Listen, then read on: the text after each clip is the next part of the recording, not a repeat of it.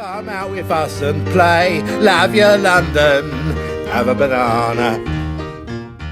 Hello and welcome to episode 2 of our 4-part adventure around Battersea and Nine Elms. In today's episode of Love Your London, we'll be talking about Battersea Dogs and Cats Home. We'll be visiting the famous Battersea Boot Fair. We'll be talking a little bit about the history of the local area and the various people who have lived here. Plus, we'll be covering every single corner of Battersea Park, from its lakes to its war memorials, its pagoda and its controversies. And of course, we'll be checking out a couple of local places to drink. But we'll start our adventure where we left off at the end of episode 1, at Nine Elms. Hello, and welcome to episode 2. Here we go.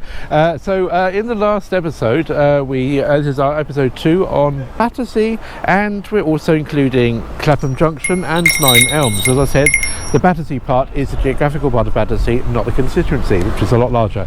60 pages of notes and well over 17,000 words of research. And here we are. We did the markets last time. This here is the brand new US Embassy. Obviously, they used to be at number 1 Grosvenor Square for many, many years. But they moved here, and it was officially opened to the public on the 13th of December 2017. Trump was supposed to open it, but he refused, saying that it was an Obama project. But in fact, the decision to build this here way precedes Obama's presidency, so he's wrong. He's been wrong before. It has just on the other side there this semicircular lake, which is known as the Moat. As obviously it actually probably is used to protect the area. This place was designed by Kieran Timberlake. However, the ambassador to the United Kingdom, Jane Hartley, doesn't live here. She lives in Winfield House in Regent's Park, which is a building with the second largest private garden in London, after Buckingham Palace, which is the largest private garden in London. She has the second largest. We'll obviously be visiting that area when we cover Regent's Park, but that's still going to be a little while. But now, as you can see, this whole area has changed. I mean, this is Embassy Gardens, and there's something very interesting about Embassy Gardens, which we're going to see as soon as we turn this corner. It's quite famous. Or quite infamous really, because when it was built, people mocked it, and possibly they were quite right to do so. Look up there.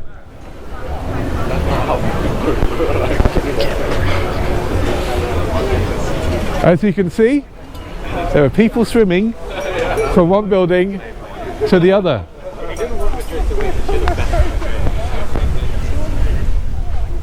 There they are.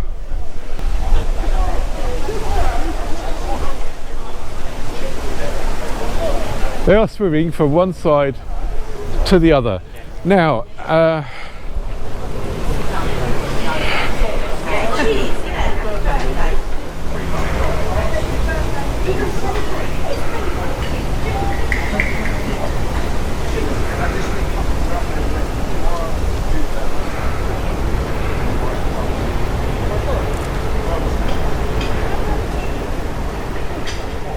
you see, we can't afford that. This is the only entertainment around this area that we can afford, are the swings. Oh hey, but that's okay, because I don't want people looking at me while I swim. That's creepy and weird. Well, I'm going to tell you a little bit about that, if you just don't mind holding the camera. It's going to give social signaling. Exactly. That's exactly what it is. The social signalling is a good word. Basically, as you can see, it's quite cool to look at. What really annoys me is that we only have the swings to play on. We can never go up there. That's not a public area. It's shoving opulence in our face by having a swimming pool 35 metres up in the air, which you can then look up. Only for the residents, but not all the residents. Now, this is the really awful thing. Obviously, as you know, they have a poor door here. Yes, they do. So the affordable housing people are separated. As you know, shame. I know. So as you know, there are the rules that all new builds have to have a certain amount of affordable housing. When I say affordable, it's still expensive, but people can apply for shared ownership, which means that in fact the leasehold owns quite a lot of the property. You're still paying rent and the lease, but you only actually own 25% of it or something like that. And that's and but they've still actually got a property that's worth quite a lot of money. They just only own part of it. They're not allowed up there. So I mean, it's bad enough us down here looking up there saying, oh, I'd love on a nice big hot day like today going up there, but imagine you actually lived in these, you paid quite a lot of money, it's affordable, but you still own a quarter or so of the flat, and you're not allowed up there, which is absolutely disgusting. I mean, just imagine if you were bringing up your kids and having to explain to them. What message does that send? I love this quote here from Oliver Wainwright, the architecture critic for The Guardian. A fantastical aquarium of captive high net worth individuals for the rest of us to gawp at from far below. As a result, we're not going to give any more time of day to these free market capitalists. So we're going to do something now a little bit more down to earth, a little bit more earthy. You'll see why I say that in a moment. But, let's go to the Heathwall pumping station. Ooh, a pumping station. Oh boy. Okay. Swings.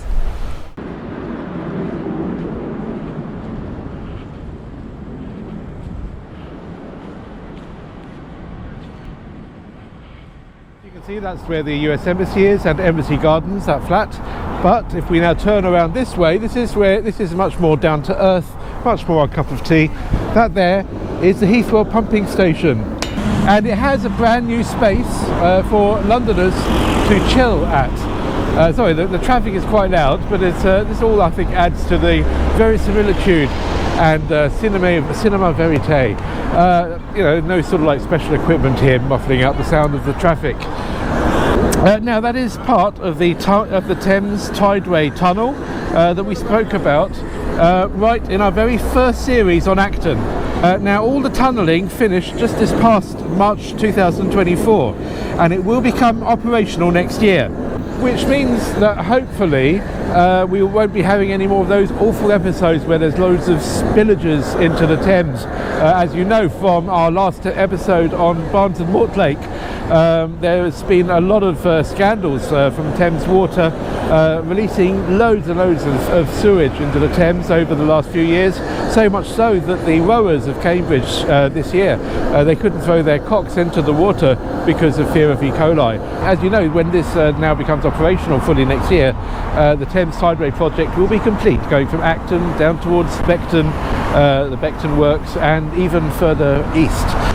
So this may be a new project, but it has actually been a pumping station here for years, and before that there was a tide mill, as you will see this map on your screen, from 1827.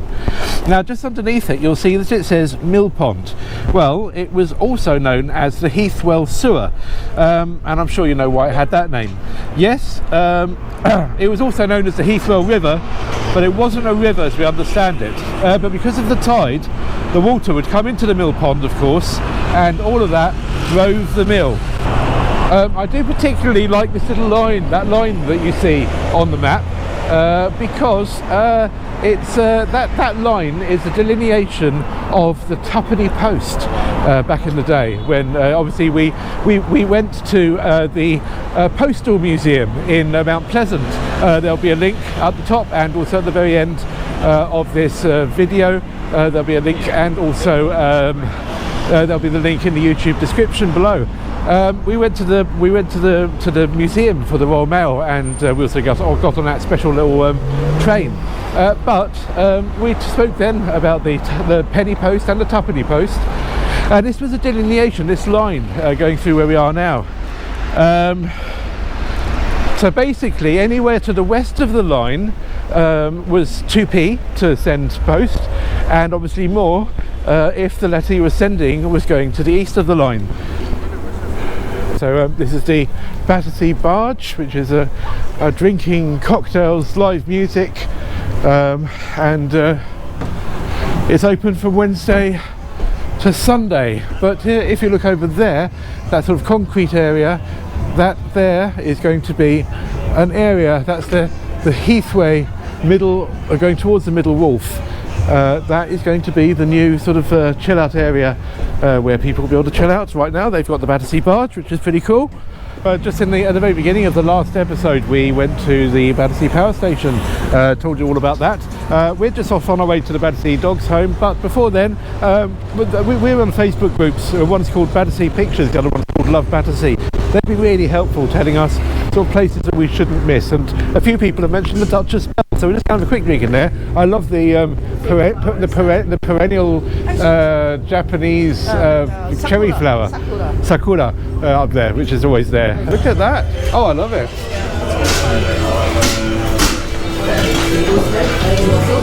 I love it. And all the flowers here. That is cool. Hello. Hello.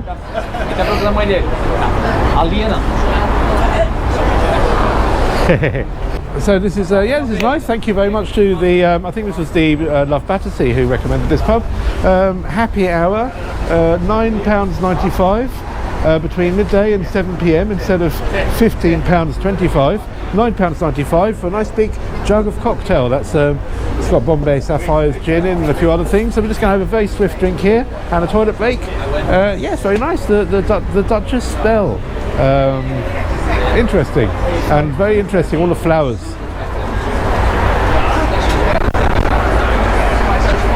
It's really cool. And of course, what a view. And here. It exists. Look. Here we go. That's a stink pipe. It's one of the one of the things that would all the well, of course we're right near the sewers, Yes. but just behind over there we have Battersea Dogs and Cats Oh Home. my gosh.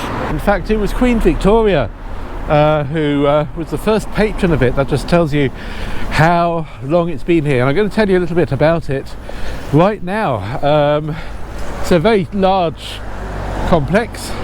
Carries on down there, and it is so synonymous with this area that their website is battersea.org.uk. They don't need anything else. Everyone just knows that Battersea, org being a charity, it's going to be the Battersea Dogs and Cats Home. It used to be just called the Battersea Dogs Home. In fact, at the very beginning, it was called the Temporary Home for Lost and Starving Dogs. When it started off in 1860. It didn't actually start here, it started in Holloway, but it moved to Battersea, this is the present site, in 1871. And it had a number of supporters, as I said, Queen Victoria to Charles Dickens. Queen Victoria was actually the patron, and it has had royal patronage ever since, with Queen Camilla being the current patron. So they have, even though it's been known as just Battersea Dogs Home for years, they have been taking in cats since 1883. It only actually rebranded as Battersea Dogs and Cats Home in 2002. No idea why that didn't happen sooner. But a lot of famous dogs have been rehoused. We have Elton John's dog Thomas came from Battersea Dogs and Cats Home, and also the Chief Mouser of 10 Downing Street, which is its official title. A lot of them come from here, including the current incumbent Lenny. I'm sure you've seen pictures of Lenny on your TV screen whenever Rishi Sunak or hopefully by the time this goes live it may well be someone other than Rishi Sunak, but Wearing your politics on your sleeve my again. politics. I think no one thinks that I would possibly. Put it this way, it's not really a surprise. Look at me. I'm not really I'm not going to be a Tory, am I? So the Lenny, who I assume will remain as a Chief Mouser at 10 Downing Street after the coming election, which of course will have come and gone by the time you've seen this episode.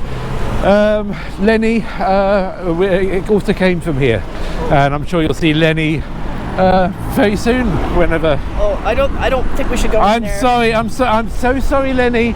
So sorry, Lenny. His name is Larry. I'm not going to do all that again. No, that's fine. But I just made a mistake, Larry. Sorry. We can't go in there. It's going to be too traumatizing. We're not going to go in there. In fact, there is another reason why I don't want to go in there. It is open at the moment. Now, there's something about this place that I don't approve of, and that is, I'm afraid, they don't have a no-kill policy. Now, obviously, if a dog or a cat is extremely sick, it is humane for it to be euthanized, I guess. But unfortunately, and there have been reports of people who've worked there, and they've said that that often, if a dog just even obviously this is really stressful for a dog when it gets here. It's obviously going to be barking and maybe growl a little bit at the start, but if it does bark and growl, they often that's good enough reason for the staff to decide that it's no longer worth staying here. I think you'll find that policy is quite common. It is quite common. Say that well, it is, and it's certainly not common. I nobody wants to hear about it, but it happens. I personally support. I've supported in the past Celia Hammond Trust for cats. They never ever put a cat down. But so that's why we're not going in there. Obviously, people are free to support them if they want to. They're a fantastic charity in the fact that they have a lot of history of helping lots of animals over the years. I mean, they did fantastic work during World War II. Obviously, a lot of people had no money, and so there were cases where people were euthanizing their own pets because they couldn't afford to buy dog food. So this dog shelter back during World War II took in 145,000 dogs just during the war, which is a huge amount of dogs. In the last episode, Battersea Power Station, which is just literally around the corner, was never bombed during the war, possibly because it was used as a navigational aid by both sides. Battersea Dogs Home, fortunately, was also spared. Now, this is a huge business. In 2020 alone, their revenue was almost £53 million, and they had then 555 members of staff. Now, there are, as I said, other smaller charities who would find your money much more valuable. I'm not going to go in there, but do your own research. I mean, we've done our own research, we've done a lot of work. I don't want to see cute animals because I'll just want to take them all. I know. I'm a dog person, Sharon's a cat person. I like cats as well. I like everything. I like everything as well. But nothing should be in a cage. Nothing should be in a cage, absolutely. It would be quite sad to go in there. Yeah. But we do a lot of research, and that research takes a lot of time. Over 17,000 words in this book here, 60 pages.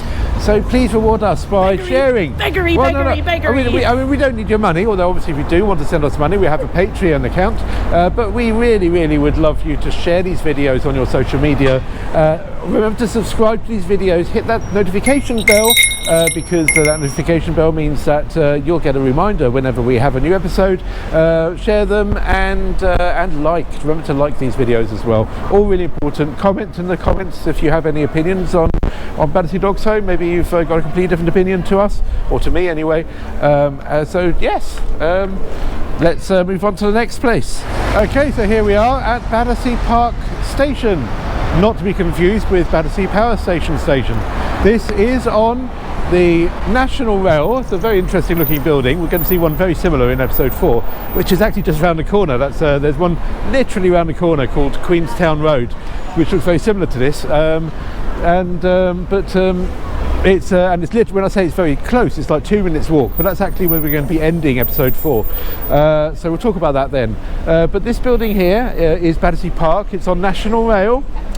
It's in Fare Zone 2, which is quite interesting because Battersea Power Station is in Zone 1, and it's just literally there. But anyway, we're here in Zone 2, and it is not accessible. It has toilets though, but of course they're not accessible, so not really great. It is an old station, as I said. A lot of these old stations, they're listed, so it's sometimes hard to do. This particular one is grade 2 listed, as you'll appreciate from that Venetian Gothic facade. And because it's so close to Battersea Power Station and to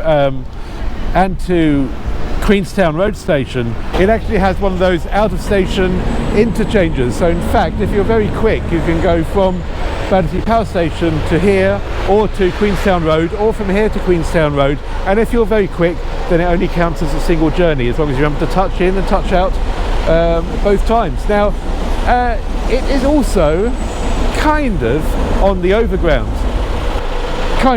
because it's not a proper service. It's what's called a parliamentary train. Basically, this means that it only has like maybe 2, sometimes 1 service a day. And the reason for that is quite an old term. It sort of all comes from that Beecham report time, when a lot of the stations were being closed. Obviously, when you Yes, that's not an overground, that's a national rail. That's National Rail. In fact, on a Sunday, the only one train from here to Highbury and Islington at 07:47 in the morning. That's the only train in either direction on a Sunday. During the week, Monday to Friday, there's just 2 trains going to Dalston Junction. One train coming back, once at 6:33 in the morning, and there's actually, for some reason, there's 5 in each direction on a Saturday.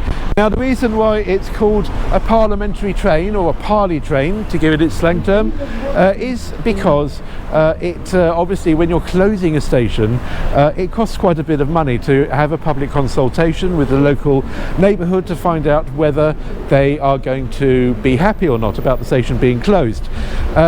It's kind of cheating. It's a bit like leaving the very last sheet of the toilet roll on, but by having one service a day, well, I do that occasionally. By having one service a day, it means that they don't actually have to have that consultation. They can say, well, it is open.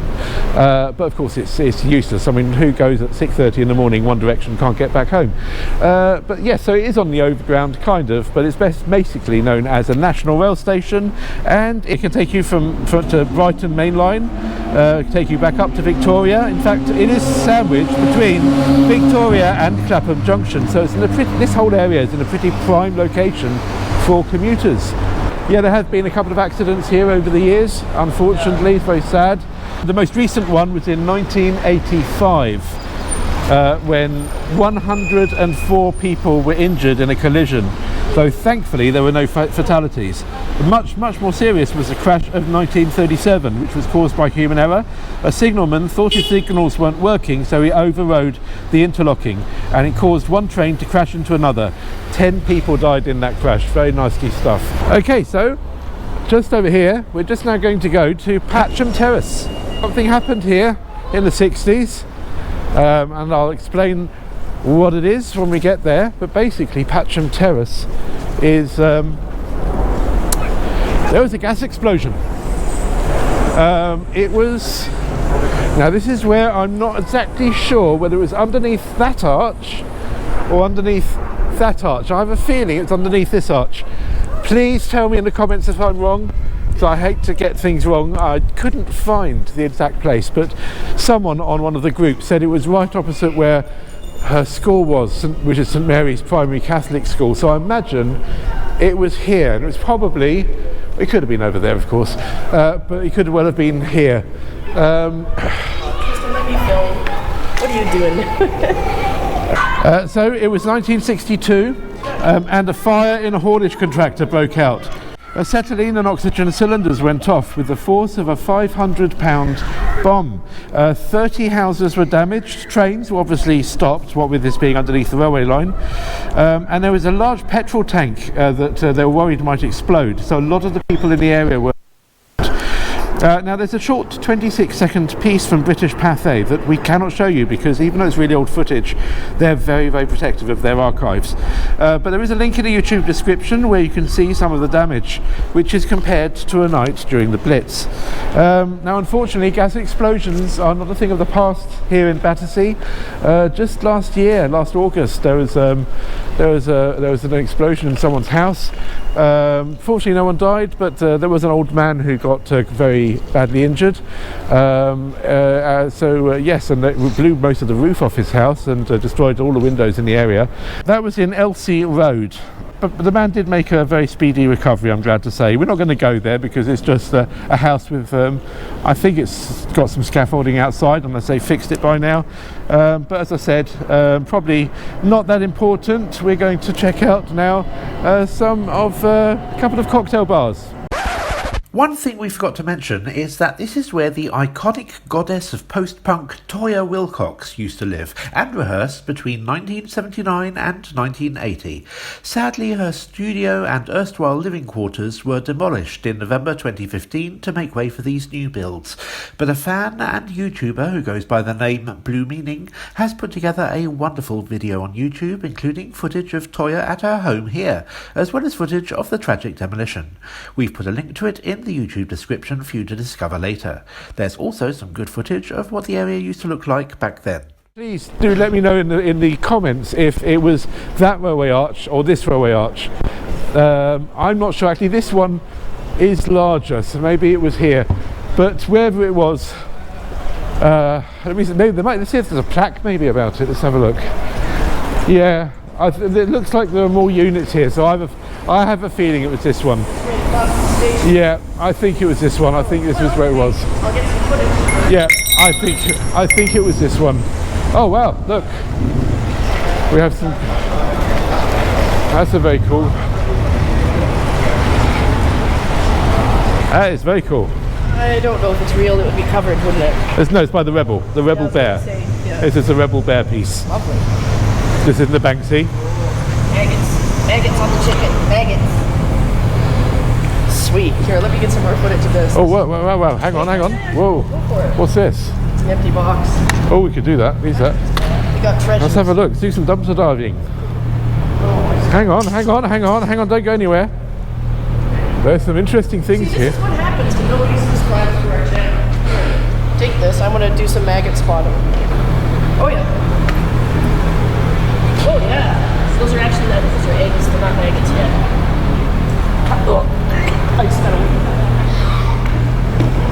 to. Woo! Okay, so now this is the first of the cocktail bars. This one here is called the Magic Garden, and it really is a magical place. We both absolutely really love it. We've been there twice actually. Once was for a New Year's Eve party. I remember this place.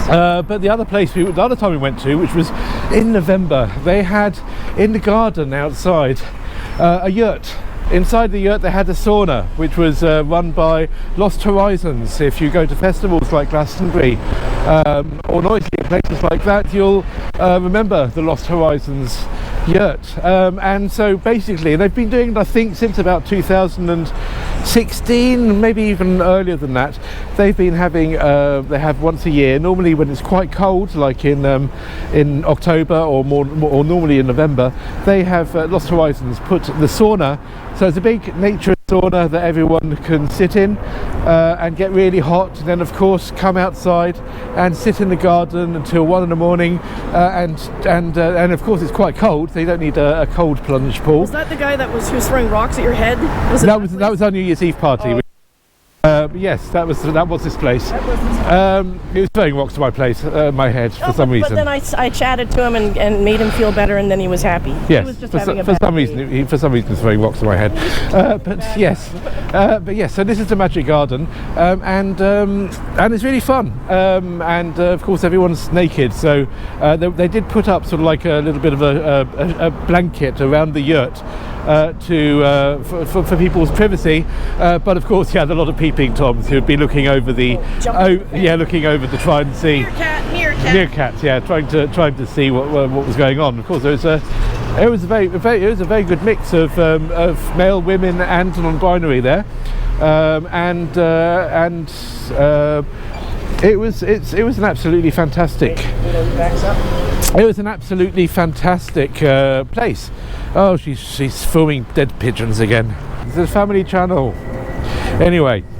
So basically, if you want to, we love saunas and we like naturism. So you'll also find in the YouTube description down below what do you call it? We visited the sauna in Alexandra Palace. The what was it called? Helping Hands or something.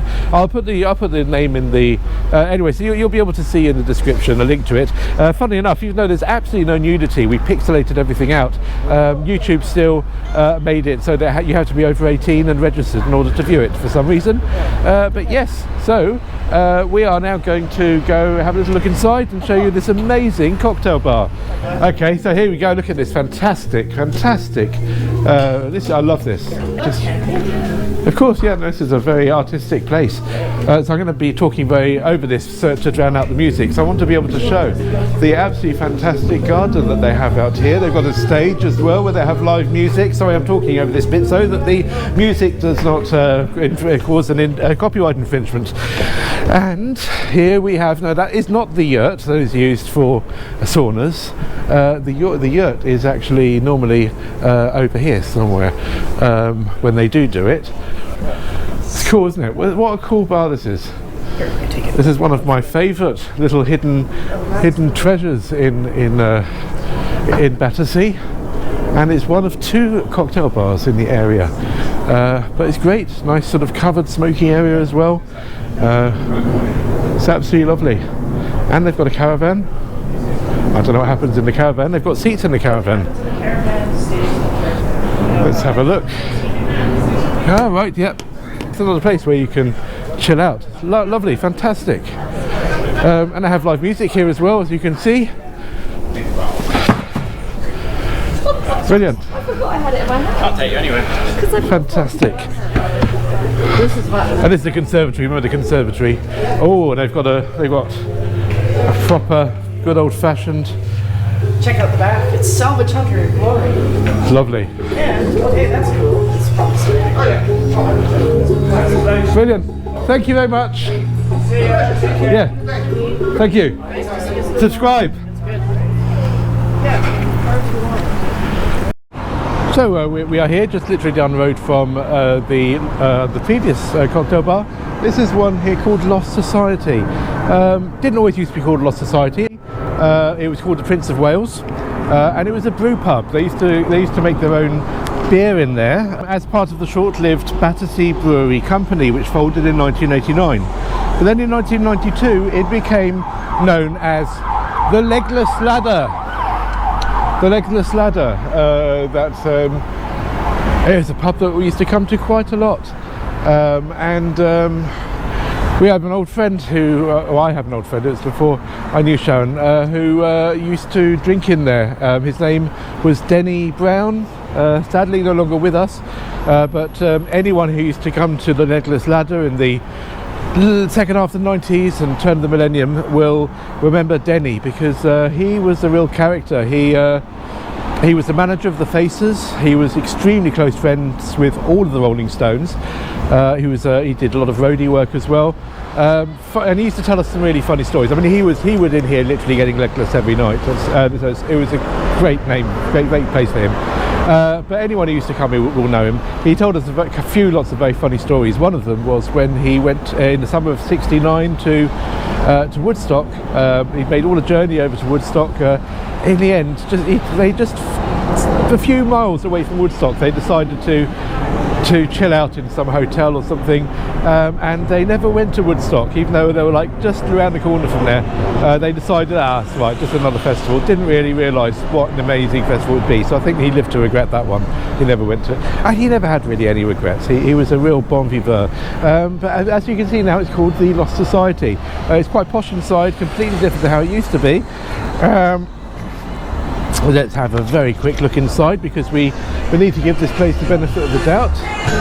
Well, it's completely different. I'm going to have to speak over this because of the music, but it's very bijou, isn't it? Strike a pose. There we go. Look, to have the garden. Remember the garden? It looks completely different to how it used to be. Well, it's cool. It's cool. Looks like a cool place. Hasn't got the same sort of like quirkiness of the previous place we visited, but it looks really cool. Look, you feel like you're actually going to a party here. But yes, as you can see, thank you. As you can see, it's very exciting, very interesting. Sorry I'm talking over the music so I don't get a copyright strike, and yes, we're out. Whew. We're here at the school. Now, the school is actually on Battersea Park Road, but we're in the back entrance because there is the Battersea Boot, which is a fantastic market. Now, in the previous episode, we spoke about the new Covent Garden, and we also went to the Nine Elms market, also known as the Vauxhall market.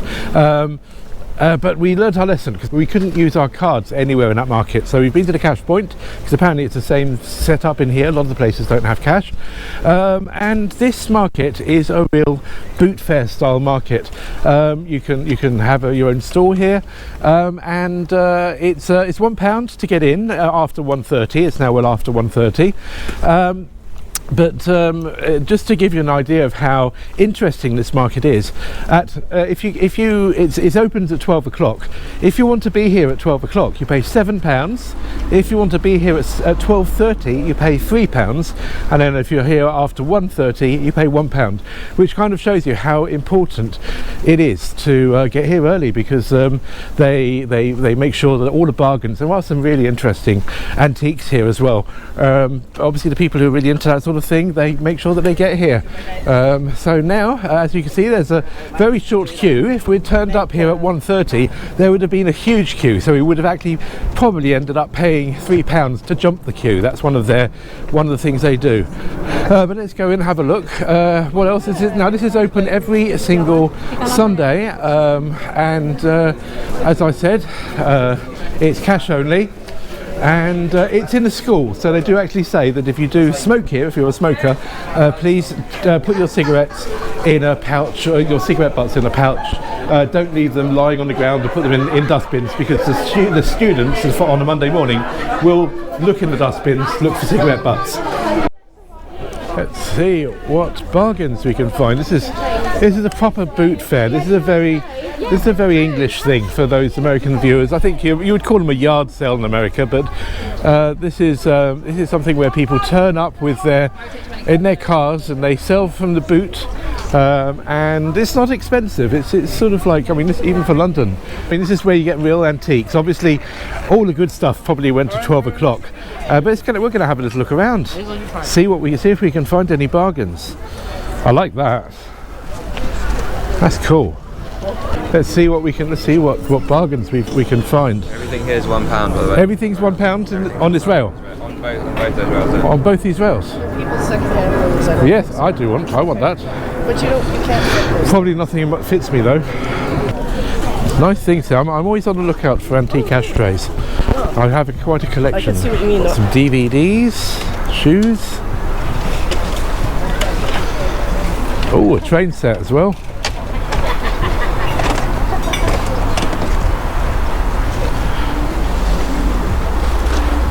Guitar.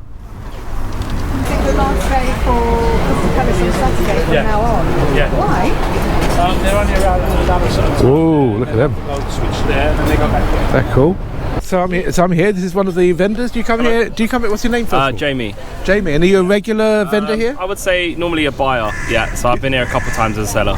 You're here? So this is my second time here, yeah. And I take it you started here at 12 o'clock? Yeah, I was here at 11. You're here That's at right, 11? Yeah, early sellers. And do you get a lot of sort of like really sort of like a different type of buyer at 12 o'clock? You have to pay yes, £7. yeah, you definitely do. Yeah, it's a different kind of buyer. So people run in, don't they, when the gates open for the dealers. It's quite funny to see actually, and they just sort of go straight for trainers and jewellery. That's basically all it is, and then they just keep running trainers and jewellery. That's it. Oh right, so okay, Yeah. so it's not sort of like not the sort of the storage hunters types. Yeah, not them types. Yeah, Not them yeah. types. But it's interesting. You meet some interesting people here. Yeah. And do you drive a hard bargain? I would say I'm pretty soft on people. Pretty soft.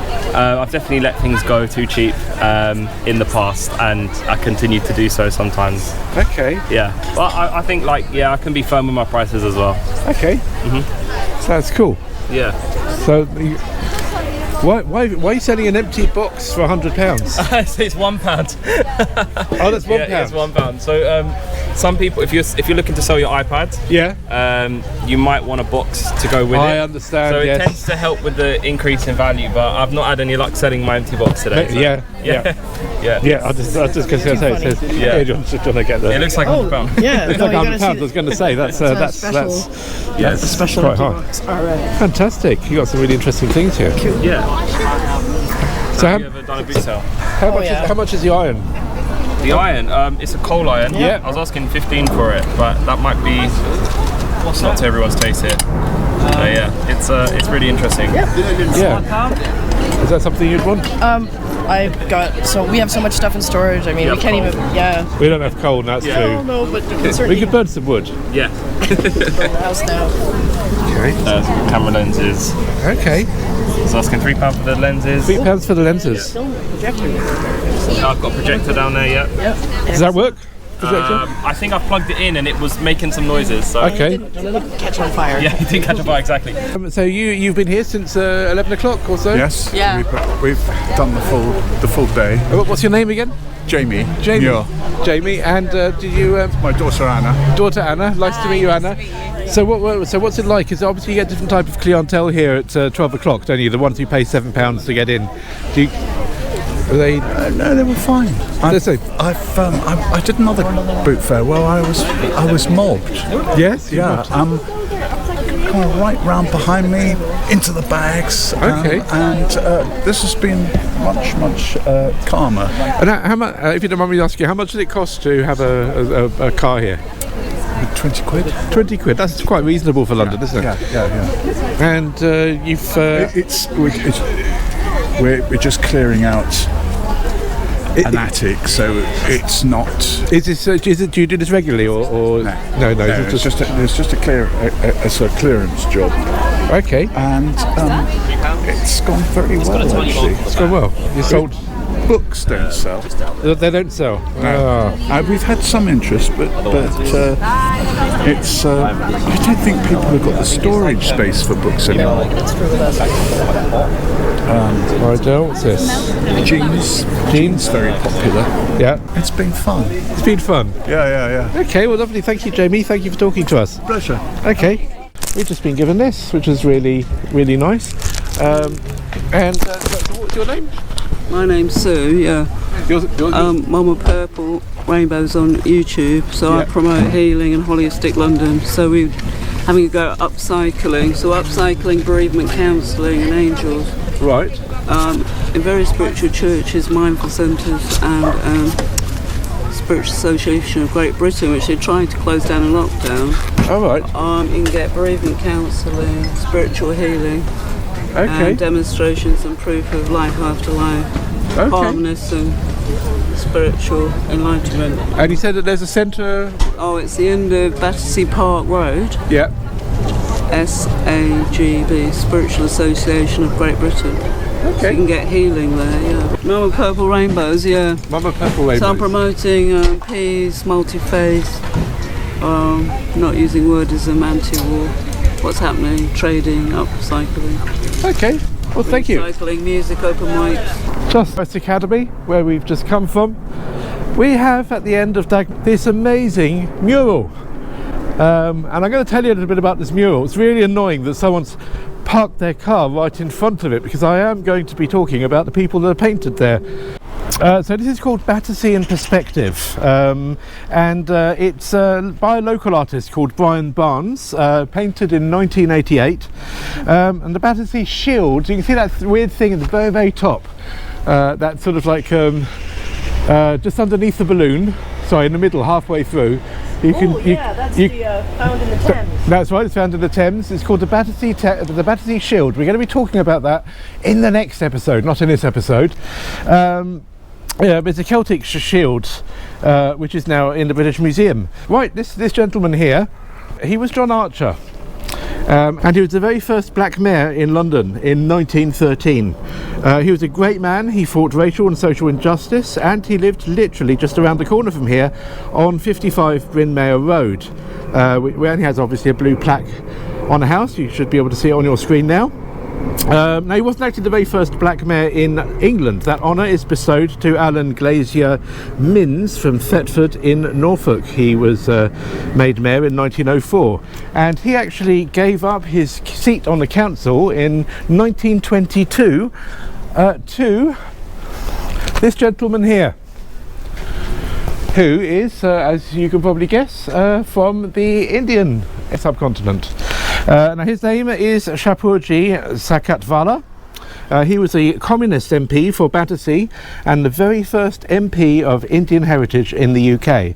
He was jailed in 1926 for supporting the striking coal miners during the general strike, and his son Kai Khosrow was a Spitfire pilot in World War II. This lady here, her name is Charlotte Despard, and she was a friend of Karl Marx's daughter and a suffragette. She was jailed 4 times, and she was fearless. Now, because we're approaching the 45-minute mark, and we haven't yet shown you Battersea Park, which I think is the most interesting part of this entire video, I'm going to spare you the rest of the history lesson, where I talk in detail about every single person on this mural, so I'll just go through this bit quickly. And I also want to give a big thank you to Matt Brown from Londonist.com, a website which I'm sure most of you are already very familiar with, if you love London like we do, but if you're not, then the link is in the description, as his research has helped us put names to the faces. Now, that chap there is John Burns, a local MP and historian, most famous for a quote back in 1929 when he replied to an American who had said that the Mississippi was a greater river than the Thames. He retorted that the St. Lawrence is water, the Mississippi is muddy water, but the Thames is liquid history. Now, while I do like that quote, he was in fact a horrible man. Plus, he was also a massive anti-Semite, so I'm not really sure why he's being lauded in this mural. Personally, I wouldn't have included him. The chap holding the model airplane is Elliot Ferdinand Roe, who was an aircraft manufacturer right at the start of aviation in the early 1900s, but he was also a fascist. And on the topic of aviation, that young lady there is Hilda Hewlett, the first British female pilot, and she actually built planes here in Battersea in the 1910s. And check out that hairdo. Now, just above her is Evelyn de Morgan. Now, she was a pre-Raphaelite painter. You may have seen her painting Night and Sleep from 1878. Quite a famous painting with a lot of hidden feminist symbolism. Now, as for the other two chaps, that's Douglas J., who was a fairly inconsequential local politician who actually unveiled this mural in 1988. But that guy is Alf Dubs. Now, he was the local MP who very unexpectedly lost his seat in 1987, the year before this mural was put up. But I personally think he was an outstanding politician, and at the time of recording he is still a life peer in the House of Lords. There's a rather nice touch here where what used to be this pub, which is sadly no longer a pub, is itself in the picture. And now you can see at the top of the mural, just there on the left of it. Can you see it? No, you can't. Okay, here's a photo taken by Matt Brown, who I mentioned earlier, from the Londonist.com website. Do check it out. Link is in the description. And where that little green flashy thing just happened, that's the top of the mural on the left. There you go. As you can see, that's very definitely meta, isn't it? So now we're off to show you Battersea Park at last, so don't go anywhere. But there is one thing that unfortunately we cannot show you, and that is Marco Polo House. It wasn't even finished when this mural was unveiled in 1988, as Marco Polo House opened in 1989, but it's really interesting that it was included in this mural because it just shows what a landmark this was already becoming. And why can't we show it to you when we now visit Battersea Park, you may ask? Well, this fabulous postmodernist building, which was very popular with the public, quite unusual for a modern building these days, described by the press at the time as architecturally magnificent, was demolished in 2014 to make way for more flats. Yes, you heard that right. The paint on the mural has outlived this fantastic building. It lasted just 25 years. What a waste of money and resources. There was nothing wrong with it. It was structurally sound. It cost £26 million to build, which in today's rate is about £62 million. But postmodernism had fallen out of fashion. So when the QVC shopping channel that was leasing the building decided not to renew the lease, a Russian consortium built the freehold and, rather than finding new tenants, they just simply demolished it and built something new. Outrageous. Had it been given a few more years, it would have probably almost certainly been eligible for listed status as a prime example of 80s postmodernism. Right now, in fact, there are no iconic postmodernist structures in London designed by the architect Ian Pollard left. So this really should have been allowed to stay. And the fact that it is included on the mural as a landmark even before it had officially been opened really just shows how impactful a building this was. Disgraceful. So I tell you what, it's time now to finally visit Battersea Park, a quite beautiful park with a fascinating history. And all that greenery will really help calm us down. It even has a pagoda, so let's go there now. So, we are here in Battersea Park, where you will find... Are they parakeets or was that a baby? Then you get nothing. Right. Well, that was a baby, I think. Okay, yes, that's definitely a baby. Right, so... I thought it was a parakeet for a moment there. Sounded like a parakeet. Right, so this is a beautiful Victorian park. Obviously this was built on all that wasteland, marshland that I was telling you about earlier. This whole area of Battersea was famous for its fruit and veg and its market gardens, its Dutch style market gardens, strip gardening. Spoke about that in the previous episode. And this is where obviously the famous Battersea bunches of asparagus were grown, and also the Battersea cabbage and melons were here as well, according to records. But this is a lovely park. There's so much to see here. Actually, if you just look over there, see that person in the tree over there. Oh, yes. That's one of those go ape things. Now, don't worry, we're not going to be doing that in this episode. I've already done that. If you want to see that, then look at our Alexandra Palace series, where Sharon and I braved the tree walk from Go Ape. It's not really for me. I didn't really enjoy it, as I'm sure you'll see from the video. But the people who run it are absolutely lovely, and they were so accommodating and so nice. So I've got to just say, nice one, Go Ape. Really lovely people. But there you go. You can do that here as well, and all sorts of things like that. I think you can do Segway tours as well. But we're going to have a look, see what else is in this park. It really is a fantastic place. This park is 200 acres, which is 83 hectare, and work started on it in 1854, and it was officially opened in 1858.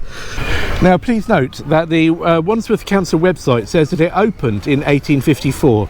They are wrong. It was 1858, 100%. So Wandsworth Council are wrong there. I don't know why they haven't changed that.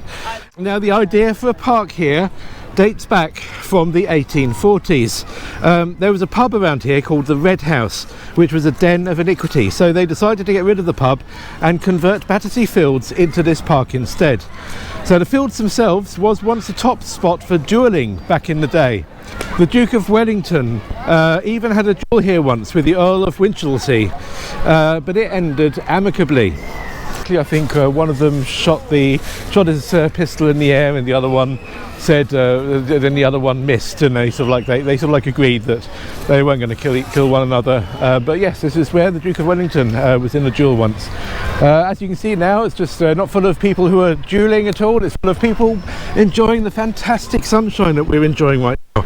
And also in this park, in both wars, there was anti-aircraft guns and barrage balloons. Now, if you want loads of information about this park, we really recommend Jennifer Allman's short book, which is published by the Friends of Battersea Park, and which you can buy from Amazon via our affiliate link, which really helps this channel. It's just one of the ways you can help us. Subscribe though as well, share these videos, etc, etc. You know what to do by now. So, as you can see, and if you can hear me over the screaming children, you can see there are lots of sports going on. You can see some people playing football, some people playing tennis. This is a very interesting area. Now we talked quite a lot about Ebenezer Cobb Morley in our episodes on Barnes and Mortlake, our most recent episode. So in episode 1 we actually visited Ebenezer Cobb Morley's grave, and in episode 3 we visited a pub called White Hart, used to be known as the White Hart, written Y-E, which was where the Ebenezer Cobb Morley used to meet with the original members of the FA, the Football Association, to discuss and to work out the rules of the FA, and also to discuss Barnes FC, which was the club that he ran. So this whole area has also got a very important connection to Ebenezer Cobb Morley and the birth of the FA, because it was in this park where the very first exhibition match of football was played. So on the 8th of January 1864, following the new FA rules that Morley had been working on, 2 teams with the players picked by him. 2 years later, on the 31st of March 1866, so exactly 100 years before England won the World Cup, plus a few months, so the 31st of March, the very first football match between 2 teams of any significance was played here, between London and Sheffield. And the park itself was temporarily home to Wanderers in the 1860s. Wanderers were the very first big football club in England, and they won the inaugural FA Cup in 1872. Now I say temporarily because although they originated in Leytonstone in 1859, they changed their name to Wanderers when they came here in 1864 because they didn't have a permanent home. So any team called Wanderers is so called because of those early beginnings of wandering between venue to venue. And obviously some clubs like Wolverhampton Wanderers, they've been at Molyneux for absolutely ages, so some clubs do find a permanent location, but their origins come from the fact that they used to wander around different venues. Now the name Wanderers is actually still connected to this park because there's a hockey team that plays here, the Wanderers Hockey Club. That's grass hockey, not ice hockey, for those American viewers who may be watching this video. While we're talking about football, let me tell you something very interesting I bet a lot of you don't actually know. In 1977, Bob Marley played an 11-a-side football match here in Battersea Park against a team that comprised of, among them, Danny Baker, the English DJ. So it's quite weird. 1977 football match between Bob Marley and Danny Baker in this park. That is football history as well, and just as interesting, to be honest. Music-wise, I've obviously just told you about Bob Marley playing football here. The Stranglers put on a big punk show here in 1978, the following year, and they had some guests on the billing with them, such as Peter Gabriel, and also a few strippers, who apparently caused some of the people in the audience to get a bit carried away, and they also stripped naked. So the police ended up being called, and they took down all the strippers' names, which is a bit unfair because they were booked by the Stranglers. It's not their fault, is it? But still, they took down all the strippers' names. Don't know if they took down the names of the people who stripped off in the audience, but anyway, that was 1978. It was fun. In another time when this park was really significant was in 1951 during the Festival of Britain. There were loads of things in this park, now long gone. There was this weird thing called the Guinness clock, which you can see there on your screen. There was also a miniature railway and a fun fair. Now, unfortunately, not everybody enjoyed the roller coaster. There was a tragic accident here. The Big Dipper had a terrible crash on the 30th of May 1972 in which 5 children were killed and 13 injured. Basically it went to court, and it turned out that because of a fire that had happened 2 years earlier, the people running the ride had replaced parts of it with second-hand stock that was 50 years old. However, no criminal damages were brought, which is rather surprising. I say it's rather surprising. They had very good lawyer. They had Gorgeous George, that's George Carman QC, representing them. He was a very, very famous lawyer.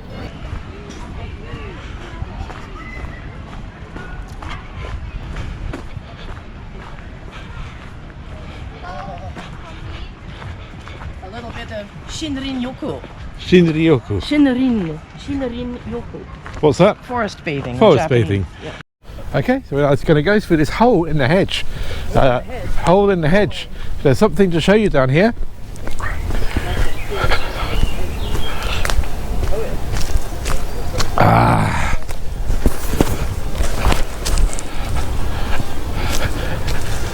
Let's make our way through to the next area.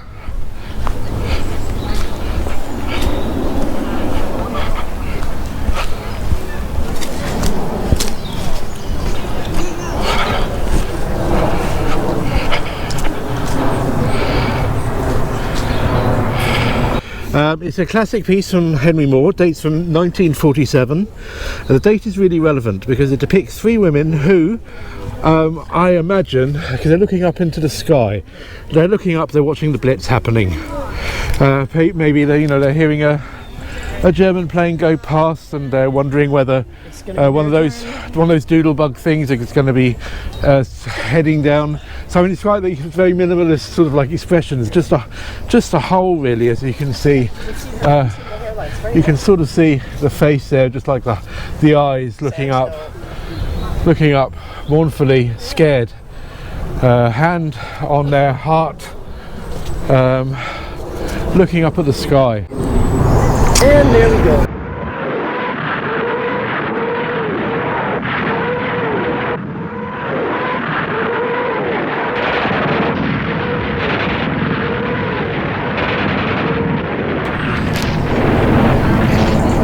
Yes, and actually, if you're, I personally not keen, but if you're a Mr. Bean fan, you actually may remember one episode in 1991 where he wants to take a selfie.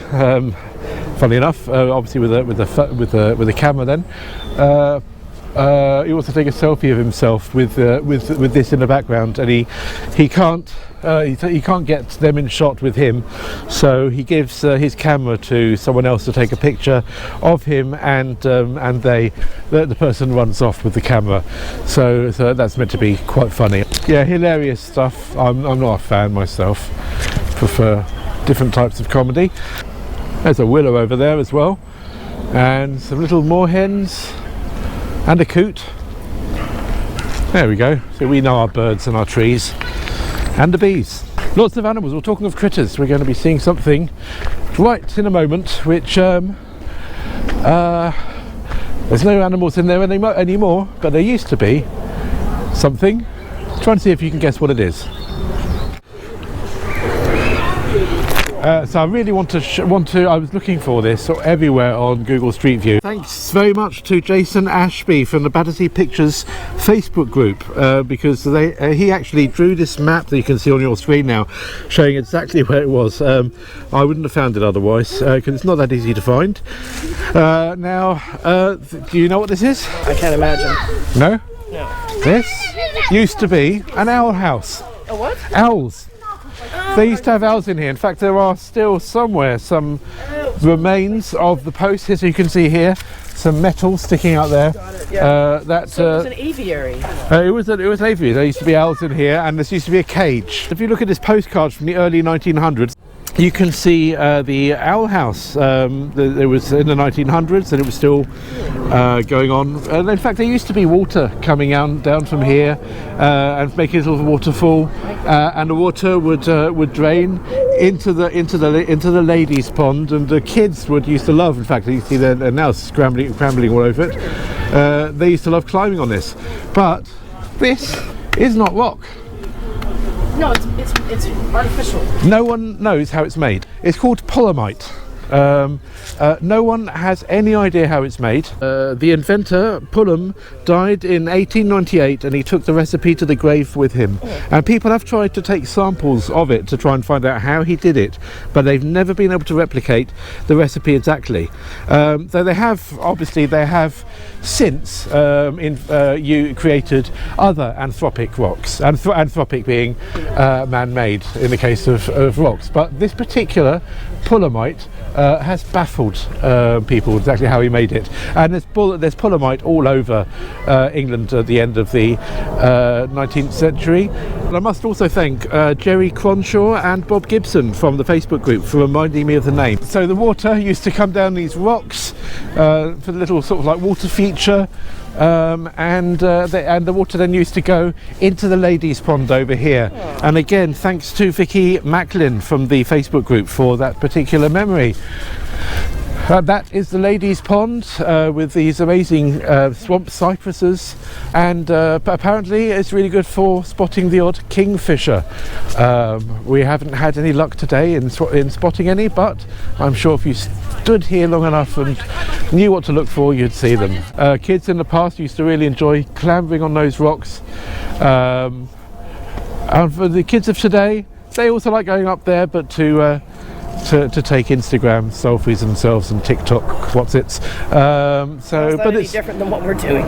No, that's true. But you know, they're not climbing the rocks because of the fun of it. They're climbing it because it makes for a nice picture for their socials. Talking of socials, don't forget to subscribe and share us on your social media. We love social media. Just not on TikTok yet. Maybe we should be. Do you think we should be on TikTok? Don't worry, we're not going to be getting on a pedalo, but if you do want to see us on a pedalo, we were on one in the Barking Park. We were on the pedalo. Link is in the description below. We've covered so many different things. Whoa! The old plane trees. Now, if you're interested in plane trees, we went to visit Barney, which is the very, very first London plane tree.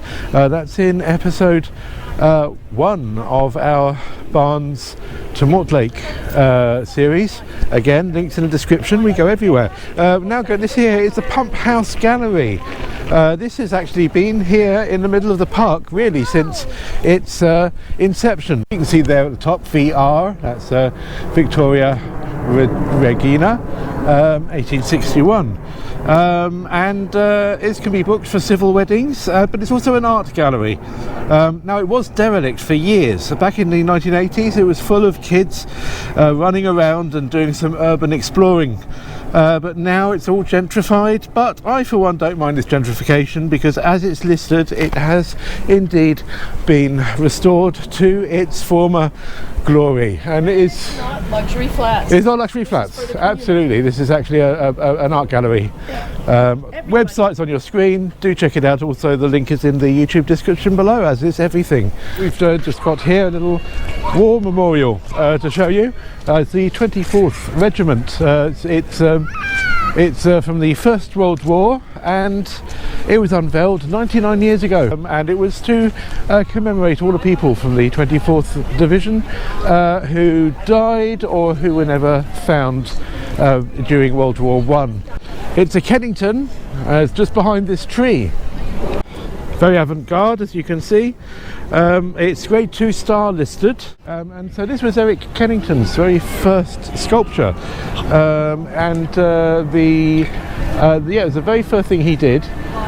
He's also known for his illustrations. He illustrated T.E. Lawrence's 7 Pillars of Wisdom, but to be honest, it's his dad. His dad's art, which I absolutely love. His dad was Thomas Kennington, and he did some amazing. He was a social realist. He did some amazing, really photorealistic paintings. There's one here on your screen. You can see of these 2 children. It's absolutely amazing. I mean, this is just like the most photorealistic thing you can imagine from back then. It just looks like a photo. But yes, so I love his dad's art. This here, at least according to Google, this is the Australian Memorial Garden. Oh, maybe the whole thing is. No. Oh, no, I see what you mean. No, I think this bit here just fenced off. Maybe the statue's missing. There is no statue, it's just a garden. Oh. But it's for the memory of the Australians. Okay. It's not very well looked after, is it? Oh, it looks a bit like this is lovely. I mean, actually... that's a sequoia. Yeah. And it's covered in English ivy. Yeah, so as you can see, all these trees here, they're quite covered with ivy. There was one early on. As you can see, ivy's everywhere. This park is not looked after as well as it used to be, if I'm going to be absolutely honest here. And this is basically this park used to be run by the GLC, the Greater London Council, that fantastic institution that Ken Livingstone was in charge of until it got disbanded in 1986. And after that, Wandsworth Borough Council took it over, and they don't look after it as well as it used to be looked after. I mean, back in the day, they used to have park rangers here. This is before the council took it over. They used to have park rangers in this very distinctive brown uniform with these very interesting sort of Canadian mounted police style hats, and in the summertime the hats would be made of straw, and they used to keep an eye out for everyone. They used to also make sure that this place was really tidy, that there were no uneven surfaces. They used to, the GLC used to make sure that the trees were free from ivy, but unfortunately this place has gone a little bit to rack and ruin. I mean, as you can just see from the surface here around this beautiful Victorian bandstand in the middle, which used to be there used to be music here all the time. Now you only get the odd sort of like special event. I think they have like a jazz Dixie band coming in the summertime for a free event, but you can see it's really uneven. That wouldn't have been here during the GLC. I can tell you there that sort of like dip It's very unkempt, which is a shame. It's a shame, but there you go. That's obviously now the GLC has been replaced by the GLA, but the GLA doesn't look after this. It's looked after by Wandsworth Borough Council. We'll be talking a lot more about Wandsworth Borough Council later. But as you can see, this is the bandstand, and it was reopened to the public by His Royal Highness the Duke of Edinburgh on the 2nd of June 2004 after extensive restoration by Wandsworth Council. It was really, I mean, basically it needed the restoration because they weren't looking after it from 1986 to 2003. So it's their own fault that it needed restoring, and they've not done a great job, to be honest. I mean, look at this awful sort of cement floor. It's not great. But we're now going to have a little walk this way towards the children's zoo. How do you turn it on? Button on the side.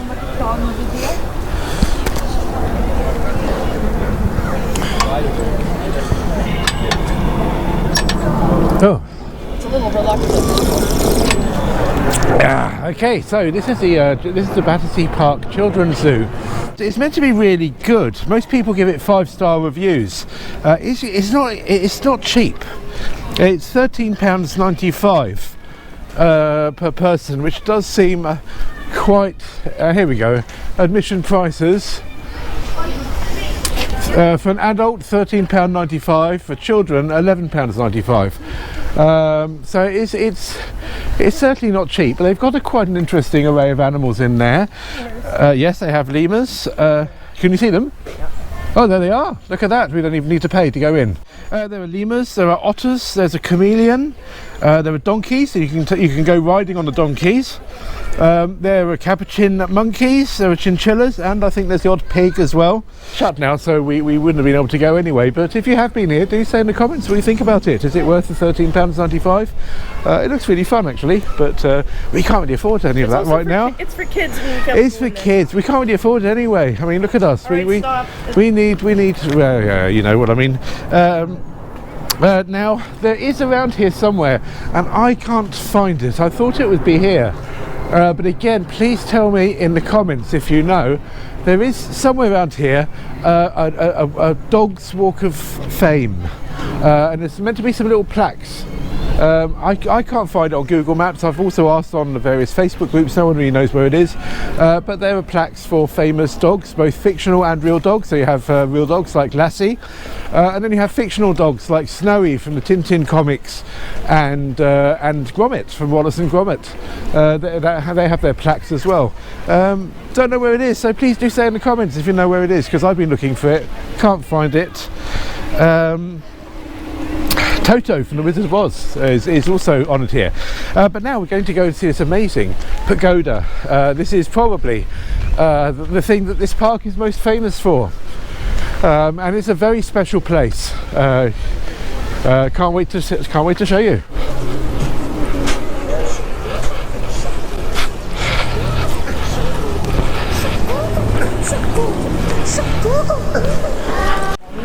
Yes, this is the Peace Pagoda.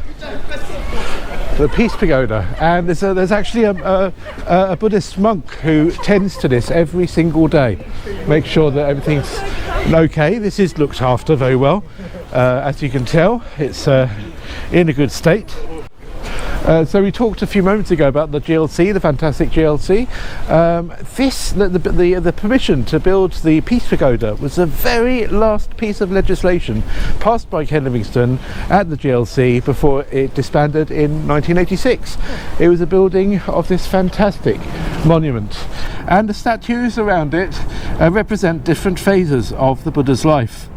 And you actually, I mean, this is a fantastic place, but you actually get an even better view. I mean, actually it's a fantastic view, but if you're across the river over there, just near the Chelsea Physic Garden, which is just over there behind those trees, if you're over there, there is in fact a viewing area where you can see the Peace Pagoda. Over there is the best place to see the famous Battersea Park fireworks when they have bonfire night. If you have to pay to see the fireworks normally in the park, but if you go over there to the viewing area, you get a free view, and it's very good fireworks. Now, if you recognise that gold Buddha there in the middle, that may mean that you're a fan of the band The Orb, as am I, as are both of us in fact. There is a booklet in their 1991 double album, The Orb's Adventures Beyond the Underworld, in which there's a picture not only of Battersea Power Station, which we saw in episode 1, but also of Alex Patterson in the lap of the Buddha. And I also must thank my friend James Barton for pointing that out to me. The Orb's musical oeuvre has another connection to Battersea, and they had an album called Battersea Shield, and it relates to a major discovery in the Thames that happened just over there to the east. That's where the Shield. I'm going to tell you all about the Shield now, but first of all, if you just stand here, you can get a really good view of the bridge that we're talking about. So that over there is the Chelsea Bridge. It dates from 1937. There used to be another bridge there called the Victoria Bridge, which was also a suspension bridge, just like that one. However, at the end of the 1800s, they renamed it, mainly because they were worried that it might fall down and somebody could get killed, and the royal family didn't want their name attached to it anymore. So it was renamed the Chelsea Bridge. And then in 1937, it was indeed replaced by the bridge that you can see there now. And it was still called Chelsea Bridge. It's a lovely bridge. In fact, there's even more lights on the one over there, but there's lovely loads of LEDs that sort of light the underneath. We'll talk about the Albert Bridge shortly, but there's some nice LED lights that make it look really good at night. When they were digging for this new bridge in 1937, they discovered in the mud something quite amazing. It was called the Battersea Shield, and you saw earlier on when we were looking at that mural by the school, you saw the shield up there. That's what it looked like, and they found it, and they don't know exactly, obviously, what its history is. It's Celtic in origin, in the Latin style. It's made of bronze and enamel, and it's absolutely stunning, and you can see it in the British Museum, and there is a replica in the Museum of London.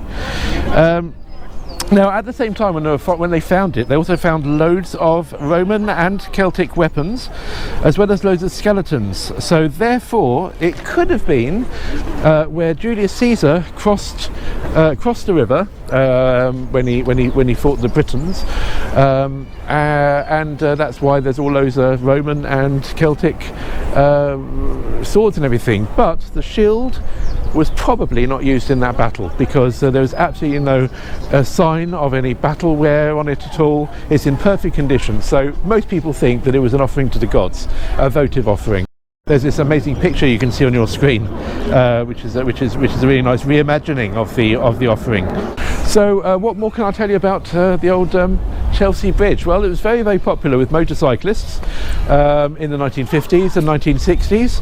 Unfortunately, one of them died, and there was a huge fight that broke out on the bridge. But unfortunately, there has been another much more recent tragedy. On the 4th of June 2022, a black man called Oladeji Omishore, who suffered from mental health problems, was shouting and holding up one of those long kitchen lighters that you get for lighting the stove. That's all he was doing, nothing worse than that. But someone called the police. The police came, tasered him, he fell into the river and he died.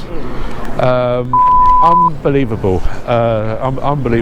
story. The police said that they thought that he was in fact brandishing a screwdriver, which is why they used such excessive force. But I'm sorry, in what way is a screwdriver a reason to taser him? There was a huge outcry, of course. What's even worse is the Independent Office for Police Conduct, the IOPC, decided almost straight away not to hold a criminal or misconduct investigation into Deji's death. So, of course, the family are taking it to court. This was 2 years ago, and I found no update since. So I have no idea how that's going, and I sadly don't feel that confident. It's just It's just another one of those miscarriages of justice. Unfortunately, there isn't someone like gorgeous George Carman to sort of represent them and defend them and try and prosecute the police. If he'd been around today, I'm sure he probably would have, but no. I just hope that they'll get justice, the family, because it's a tragic story and it's one that really upset me when I learnt about it. Okay, so as you can see, I've just been speaking earlier about the Chelsea Bridge over there, and as I said, it used to be called the Victoria Bridge, the previous bridge. Over there we have the Albert Bridge, Albert obviously being her consort, Prince Albert. We'll show you while I'm speaking to you so much better footage of it when we cross it later on our way home. As I said, it's absolutely beautiful when you see it lit up by night by 4,000 LEDs. Though there was no longer a toll to cross it in 1879, in fact both the tolls on the Chelsea aka Victoria Bridge and the Albert Bridge were removed on the 24th of May 1879. Fortunately they had the foresight on the Albert Bridge not to remove the octagonal toll booths, and to this day they are the only surviving bridge toll booths in London, as you'll see on your screen. Now, in the same way that the Millennium Bridge, when it opened 24 years ago, was known as the Wobbly Bridge, the Albert Bridge was known as the Trembling Lady, mainly because it used to wobble, especially when troops from the nearby Chelsea barracks would move over it in unison. So there is a sign, as you can see now on your screen, that is still there to this day, and it was put up in 1954, reminding troops that they must break step when marching over the bridge. Now it is, of course, that the bridge is now reinforced. They had to close it to motor vehicles for 18 months in 2010 while the work was being carried out, and on the 2nd of December 2011 two dogs from the nearby Battersea Dogs and Cats home, one named Prince and the other named Albert, walked over the bridge to open it officially to motor vehicles once again. The bridge has appeared in countless films, far too many to mention here, and even the Pogues wrote a song about it, Misty Morning Albert Bridge. And talking of dogs, we have a very important story about a dog that I had to tell you just now, so follow us. We're just going back into the park. We're reaching the end of this episode, but you don't want to miss this because it's a very fascinating history of one particular dog, a brown dog. It's a moving story, so get ready for it. Okay, so here it is. I'm going to tell you the story about the brown dog and why it's very important. So I'm sure you're going to be well aware of anti-vivisectionists and people who oppose the experimentation on animals for medical research. Now you may think that is quite a new phenomenon, but maybe you might think it's from the 1960s or something, but think again. Back in 1903, a physiologist from University College London, William Bayliss, performed an illegal vivisection of a brown terrier dog in front of 60 medical students. Bayliss said that the dog was adequately anaesthetised, but Swedish feminist activists at the time said that the dog was conscious and clearly struggling. The procedure was condemned by the National Anti-Vivisection Society. Remember, this is 1903. So now the Swedish feminists were there because this wasn't the first time that this same dog had been operated on.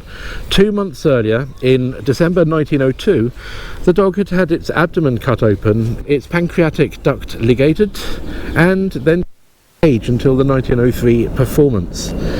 Now, through Bayliss's experiments on dogs, he discovered hormones. So he felt that there had been an assault on his reputation, and he sued and he won. I have absolutely no idea how he won, because his defence at the libel trial was full of lies, in which he, for example, said that the dog had been put down humanely with chloroform, whereas in fact the dog was killed in front of everyone by one of the students with a knife through its heart. Anyhow, this is a family channel and I don't want to get too gruesome, so back to this statue business. Now at Latchmere Recreation Ground, which is a small park just to the south of here, not far from the boot fair we were at earlier, the anti-vivisectionists commissioned and had installed a memorial to the brown dog in 1906, and it had a plaque on it, "Men and Women of England, how long shall these things be?" It was a different statue to this one, but the medical students who were enraged by the provocative plaque, I personally don't think it's very provocative at all, ended up vandalising it constantly, which led to the statue getting 24-hour police protection. So the following year, in 1906, hundreds of the medical students then marched through central London holding up an effigy of this poor wretched dog, and started fighting against suffragettes and the police. In fact, about 300 police officers were involved, and it became known as the Brown Dog Riot, In fact, there were quite a few of these marches and skirmishes between pro-vivisection medical students and the police, who were actually on the side of the anti-vivisectionists, probably mainly because their peaceful protest was just erecting a statue, and they hadn't taken to the streets to cause chaos. Now, Battersea Council wanted the statue gone, but in spite of 20,000 people signing a petition asking for the statue to remain, in 1910 Battersea Council sent 4 council workers in the middle of the night, protected by 120 police officers, to quietly take down the statue and melt it down by the local council blacksmith. Everyone went crazy. There were marches, there were protests, and here on your screen is a picture from the following week underneath Nelson's column at Trafalgar Square. But I guess the removal of the statue had the desired result as far as the council was concerned. But 75 years later, a new statue was put up, this one. It happened on the 12th of December 1985 and was designed by the sculptor Nicola Hicks, based on her own terrier Brock. Might be a relative, Tristán. Yeah, it could be a relative, you never know. We've got some Hicks in our family. Now, you'd think that the medical establishment may have been a little bit more understanding of animal rights by then. We're talking about the mid-80s, but no. In March 1986, a piece appeared in the British Medical Journal denouncing the statue and denouncing both Battersea Council and the GLC for allowing it. The editorial in the BMJ read, "A new anti-vivisectionist libelous statue at Battersea." So it was removed in 1992, which led to a whole new campaign by anti-vivisectionists. And in the end, they brought the statue back 2 years later, in 1994. But as you can see, they moved it to this rather secluded and hard-to-find area on Woodland Walk, near the Old English Garden, which we're going to just see in a moment. We'll probably say goodbye from there. There is now a new campaign, because people feel that this dog doesn't really make anyone feel uncomfortable enough. It just looks like a pet, not a public figure. So there is a campaign for a copy of the original dog to be cast, based on the old photos of it, and for it to have pride of place here in the park, not hidden away. So we probably haven't heard the end of this story yet, and it is likely to continue to cause controversy. It's just going to have a very quick look at the Old English Garden and say our goodbyes. Okay, so we're going to go to the Old English Garden, where we're going to end this episode. This is a nice little place. And our microphone batteries are just running out, so we couldn't, we just made it. Obviously there's 2 more episodes to come. In the next episode we're going to be taking a lovely little walk from Battersea Park Garden to right through the old Battersea village, which is where St Mary's Church is. We're going to be seeing some really we're going to be seeing the oldest building in Battersea as well, which is going to be fantastic, and we're going to be seeing some interesting places. So was a nice smell. Yes. Yeah, very nice. So here we are. Hope you enjoyed this episode. It's quite a long one, wasn't it? But I think it's very informative. So just please remember that all this research takes ages. So just to reward us by sharing these videos and becoming a subscriber and hitting the notification bell, because the next one, you don't want to miss it. It's even more fantastic information that you're going to be learning, because this is, after all, an educational channel. So on that note, it is goodbye from Battersea Park. Absolutely. See you till next time. Bye. It just made it. Wow, well, that was our longest ever episode. Sorry about that. Next time on Love Your London, as well as telling you all about Battersea's oldest house and its fascinating tenants, we'll be talking about the church, the village, the housing estate, the music, and much, much more. Till next time. From Acton Town to Wimbledon, from Brixton to beyond, love your London, have a banana.